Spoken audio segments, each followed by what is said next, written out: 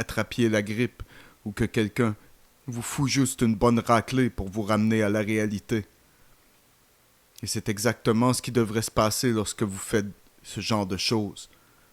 Quel est le problème avec juste vivre sa vie en paix avec les autres et profiter de ce que nous avons? Quelle est la grosse affaire que vous devez devenir Dieu? Et je vais vous dire tout de suite, vous ne le serez jamais. Vous pourriez tout aussi bien. Eh bien, tant pis. Si vous voulez être Dieu, allez-y. Allez-y. Vous vous trompez vous-même, et c'est ok tant que vous ne blessez quelqu'un d'autre. Si chaque homme est un Dieu, l'homme est incapable de prendre des décisions pour son propre bien-être. L'homme est capable, plutôt, de prendre des décisions pour son propre bien-être. Chaque homme a le contrôle complet de sa décision, selon mademoiselle MacLean. En fait, le contrôle de l'homme est étendu dans des zones que presque personne n'avait revendiquées pour l'humanité. Et ce sont les pensées de Miss MacLean. Je cite, « Je pense que nous choisissons d'être ensemble. Nous choisissons nos parents, et je pense que les parents choisissent les enfants qu'ils veulent avoir avant leur entrée même en incarnation. » Fin de la citation. Dites cela à un enfant maltraité. Dites cela à un enfant qui est élevé par des parents ivres, misérables, puants, qui se foutent de l'enfant. Dites-le à tous ceux qui savent que ce sont des divagations totalement fausses, irresponsables d'une maniaque folle. Et vous savez ce qu'ils disent quand ils sont confrontés à cela? Ils disent que vous avez accepté cela dans une vie antérieure et que vous payez votre dette karmique. Vous voyez, ils ont une rationalisation pour tout, et ce n'est tout simplement que d'autres conneries. Plus de mensonges, plus de merde. Il est allé plus loin pour enregistrer une autre pensée étrange quand elle a écrit ceci, je cite, « Il n'y a pas de chose telle que la réalité, seulement la perception. » Fin de la citation. Eh bien, Shirley, laissez-moi vous taper sur la mâchoire avec mon poing, puis dites-moi s'il n'y a pas de réalité. Bien sûr, je n'ai pas vraiment envie de le faire, les amis, mais c'est juste une façon de la ramener à ses esprits. Si c'était légal, je pourrais essayer. Je pourrais peut-être essayer. Je pourrais la réveiller. Je pourrais lui montrer que sa perception est seulement la réalité. On peut se demander à partir d'où Miss MacLean a obtenu ces pensées bizarres. Plusieurs indices qui peuvent aider l'étudiant à la comprendre ont été donnés soit par ses propres révélations ou des articles qui ont été publiés à son sujet dans les médias. Dans son livre intitulé « Out on a Limb », elle a écrit au sujet de ses rencontres avec son amant marié dans son appartement.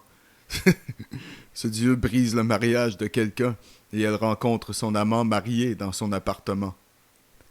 Elle a fait remarquer qu'il regarda son étagère de livres sur, entre autres sujets, la théorie des marxistes, incluant une biographie de Karl Marx.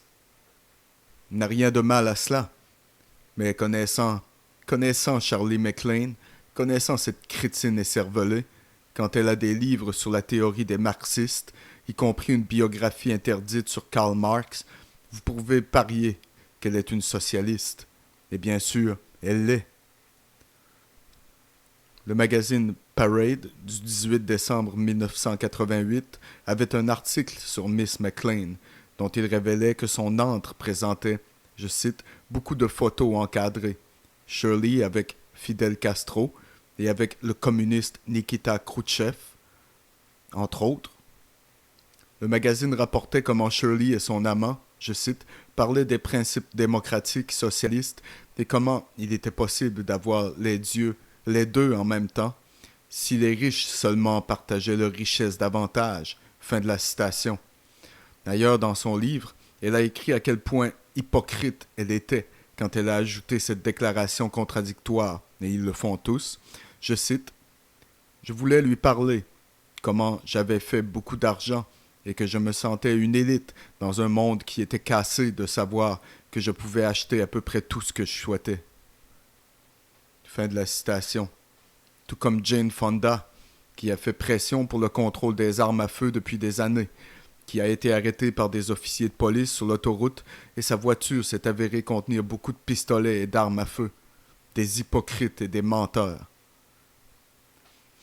Cependant, Nulle part dans son livre a-t-elle dit qu'elle avait librement donné tout de sa propre richesse au soulagement des pauvres. Apparemment, elle croit que les idées communistes sur le partage des richesses ne sont acceptables que si elle n'a pas à partager sa richesse comme elle veut que les autres riches fassent. Vous voyez, la plupart des riches prétendent être socialistes, mais dans la pratique, aucun d'entre eux ne le sont vraiment. Aucun d'eux ne donnerait leur fortune aux pauvres, jamais. Pourtant, ils font semblant d'être libéraux, socialistes, marxistes. En réalité, ils démontrent exactement le contraire. Ils sont des menteurs et des hypocrites, car l'ensemble de l'idée communiste, socialiste, est pour le petit peuple, vous et moi, qui sont pour être leurs esclaves dans le nouvel ordre mondial. Miss McLean est depuis dans une tournée nationale pour promouvoir ses opinions religieuses récemment découvertes au public. Le magazine Newsweek a rapporté en 1987 qu'elle avait fait beaucoup d'argent en expliquant ses nouvelles pensées aux autres. Je cite, « Depuis que McLean a commencé sa tournée, en 1987, plus de 10 000 personnes dans 15 villes ont partagé 300 $ de frais d'admission, ont payé 300 $ de frais d'admission. » Fin de la citation. Eh bien, vous me connaissez, les amis, je n'ai absolument rien contre cela. Si elle avait pu obtenir 1 000 $ de frais d'admission de la tête, ce serait OK avec moi. Maintenant, 10 000 fois 300 $ est égal à 3 millions de dollars. Je n'ai toujours aucune plainte à ce sujet. Ce sont les États-Unis d'Amérique. Si quelqu'un veut cela, donnez-leur. S'ils veulent payer et sont si stupides, c'est très bien avec moi. Je crois que les gens devraient donner quelque chose à quelqu'un quand même. Mais je crois aussi que s'ils sont assez stupides pour payer, alors qu'ils devraient être pris. C'est ainsi que vous apprenez. Et beaucoup de gens seraient en désaccord avec moi, mais je suis désolé, les amis. Je suis désolé. C'est ce que je crois. De toute évidence, les tournées de Shirley se sont révélées être à la fois populaires et lucratives. L'article de Newsweek sur son séminaire mentionnait un peu de ce qu'elle enseigne dans ceux-ci. Les éléments suivants sont quelques-uns de ses commentaires. Je cite, « La Terre se déplace hors de son axe, dit-elle, et seule la conscience collective de l'humanité peut la redresser. Pour ceux qui sont spirituellement enclins, une fenêtre de lumière apparaîtra sur ces jours, le 16 et le 17 août 1987, qui, McLean, dit-on, vont nous permettre de passer à une plaine supérieure de compréhension cosmique. » Fin de la citation. Pure connerie, pure merde, pur mesmérisme nouvel âge, si vous voulez, car rien ne s'est produit à ces dates. L'évangéliste McLean est devenu docteur McLean quand elle a rapporté certains de ses nouveaux traitements pour deux des problèmes les plus graves de la planète, le sida et le cancer de l'abdomen. Selon l'article de Newsweek, elle dit à son auditoire, je cite, « Ils ont, ou ceux qui ont payé pour entendre dans les 15 villes de l'entendre dans les 15 villes de la tournée, ils ont tous eu à entendre les déclarations de McLean sur des sujets tels que le sida. Elle pense que les malades sont malades parce qu'ils ont été privés de l'amour nécessaire pour soutenir l'équilibre de la santé, et le cancer. Pour le cancer de l'abdomen, elle conseille de mettre les patients dans une chambre jaune, parce que le jaune est la fréquence de couleur de cette partie du corps. Fin de la citation. Plus de conneries de mesmérisme nouvel âge de merde. Et dire que ces patients n'ont qu'à payer 300 $ pour une telle sagesse. Mais Dr. McLean n'est pas aussi stupide que l'on pourrait croire. L'article de Newsweek a rapporté, je cite, « Tous ceux qui ont assisté devaient signer une décharge exonérant les organisateurs du séminaire de responsabilité de préjudice psychologique. Combien intelligent, combien astucieux de mademoiselle McLean. » Alors, quelqu'un en charge de l'organisation de ces séminaires est conscient que ces idées pourraient causer des dommages psychologiques aux personnes présentes, et ils ont bougé pour la protéger de poursuites pour faute professionnelle. Non seulement cette évangéliste nouvel âge fait de l'argent sur ses tournées de conférences personnelles, elle a aussi fait de l'argent avec ses ouvrages à succès. Maintenant, je ne sais pas ce qui cloche avec A. Ralph Epperson. Je ne sais pas pourquoi il a dit cela, parce qu'il prétend croire à la Constitution et aux principes et idéaux sur lesquels ce pays a été fondé. Et il n'y a rien de mal à faire de l'argent sur les tournées de conférences personnelles de quiconque et sur leurs livres.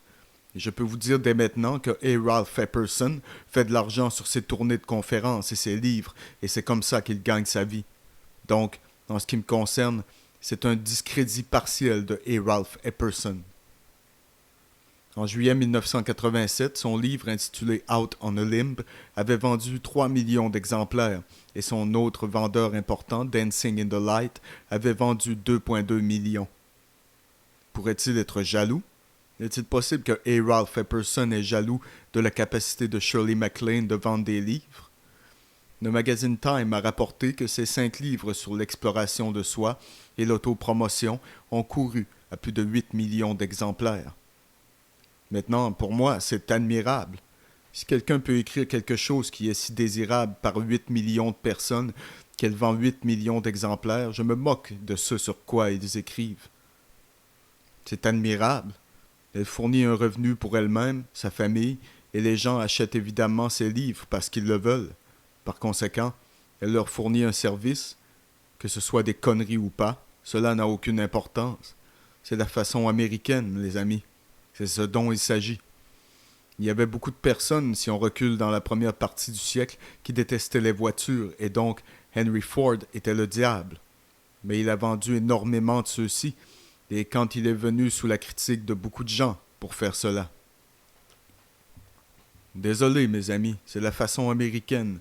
En ce qui me concerne, ce que A. Ralph Epperson débite dans ces quelques phrases est ici du socialisme. Et je l'admire pour sa recherche et ce qu'il a fait. Et je sais qu'il gagne sa vie en vendant des livres et en faisant des lectures. Et pour lui, de déverser l'attitude socialiste quand il fait la même chose n'est pas acceptable. Et je corresponds parfois avec lui et je vais certainement porter cette question à son attention. Vous savez, j'ai lu ce livre il y a longtemps et j'avais oublié qu'il avait dit ces choses. Mais je vais certainement porter cette question à son attention. Ainsi, vous pouvez vous attendre à une sorte d'explication de cela. Il dit, il semble que la vente de la religion au Nouvel Âge peut être très rentable. Eh bien, Barnum and Bailey était très rentable et c'était une illusion, tout comme la religion au Nouvel Âge.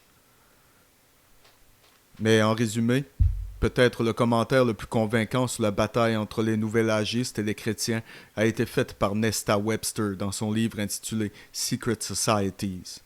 Je cite, « La guerre commence maintenant entre les deux principes en lice, la conception chrétienne de l'homme atteignant Dieu et la conception de la société secrète de l'homme comme Dieu, ne nécessitant aucune révélation d'en haut et aucune indication, mais la loi de sa propre nature.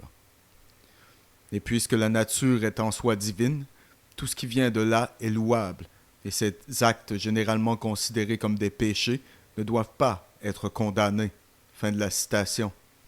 Vous m'avez entendu dire avant que dans le nouvel ordre mondial, la loi sera « fais ce que tu veux » sera l'ensemble de la loi, et ce sera.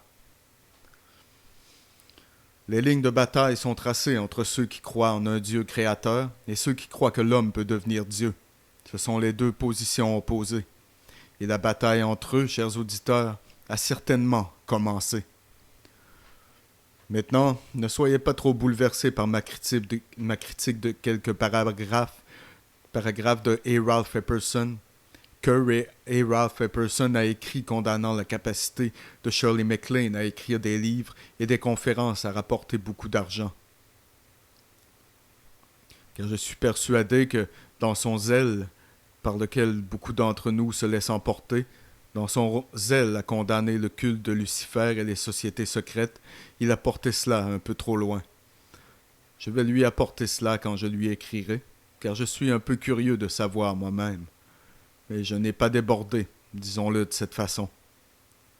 Bonne nuit, et que Dieu vous bénisse tous.